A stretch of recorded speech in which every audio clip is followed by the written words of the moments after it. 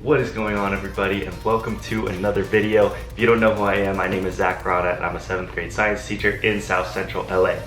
In this video, I will be telling you the story of how I became a teacher. And this is not your regular story. It's not like one thing happened and I was like, oh, that's it, I'm gonna become a teacher. No, this was like a lifelong process and I didn't see it coming at all.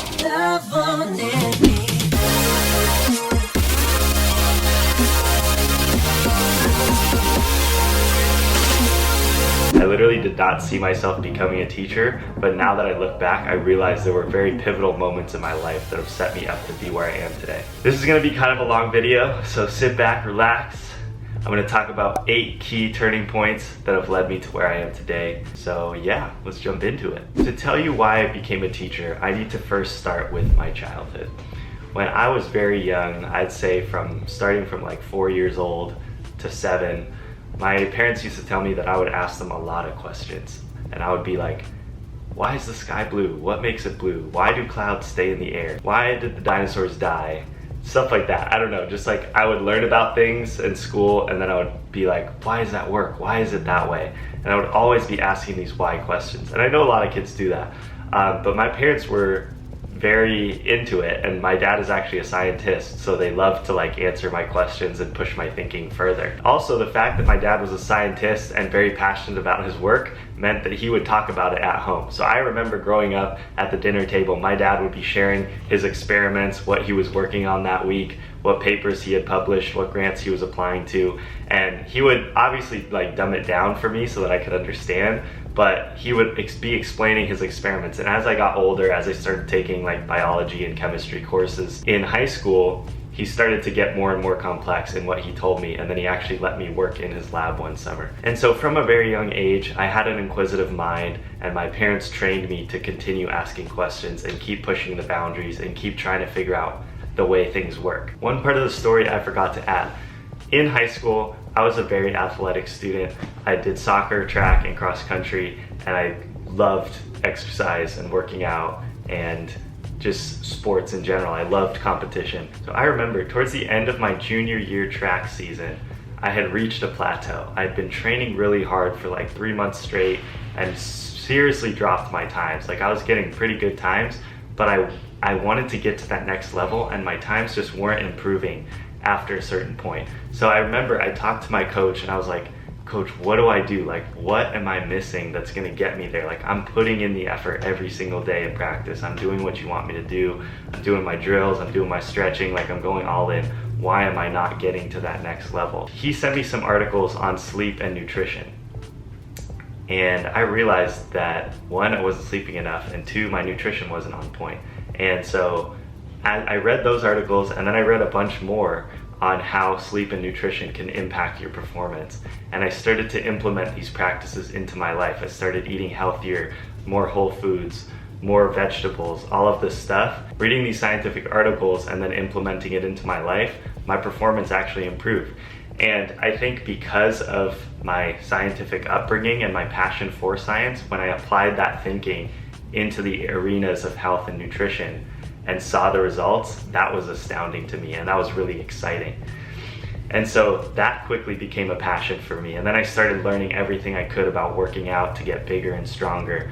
And I mean, you all already know that story. That's how ZR Fitness became a thing, you know, because I got so into lifting and eating right and doing all this stuff, and that became a huge passion. So when I got to college, it's no surprise that I wanted to do some sort of STEM major. I was good at science, I had excelled in it in high school, so I wanted to go into it in college. I landed on chemistry, and I decided that with chemistry, I was going to be able to study a subject that I loved and also hit all of the pre-med requirements, because at that point in my life, I had decided that I wanted to go to medical school.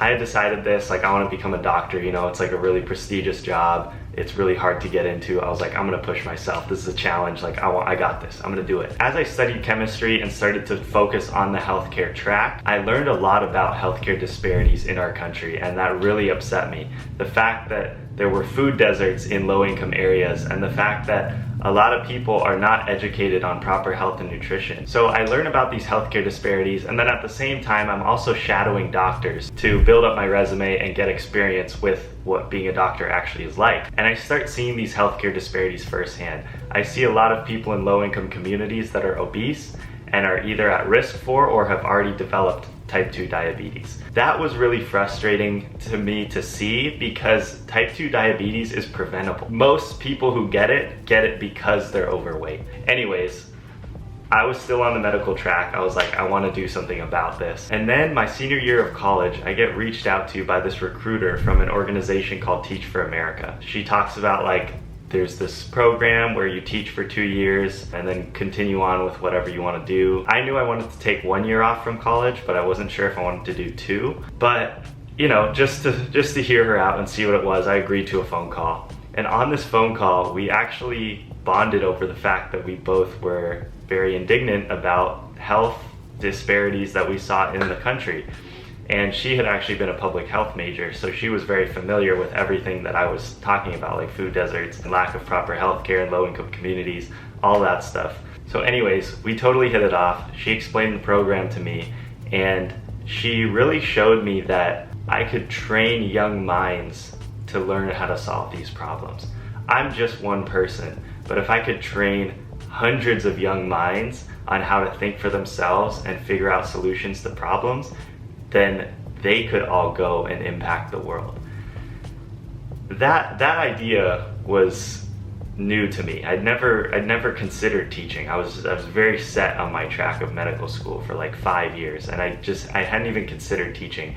But I was like, okay, you know what? Like, I can try it out. As somebody who studied chemistry, I easily qualified to be a 7th grade science teacher, and that was my field of expertise. But then I also wanted to continue my passion of educating people about health, and so I continued on with my YouTube channel as well, and I've been able to do both of those passions at the same time, and it's been really fulfilling so far. So I just completed my first year, I'm gonna go into my second, and honestly, I love teaching so much, I'm probably gonna keep doing it. Again, like I said, I had no idea that I was gonna be at where I'm at, but I couldn't be more grateful, I couldn't be happier. Thanks for listening to that story.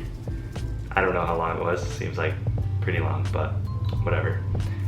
Don't forget to subscribe because I post new videos every week, and I will see you in the next one.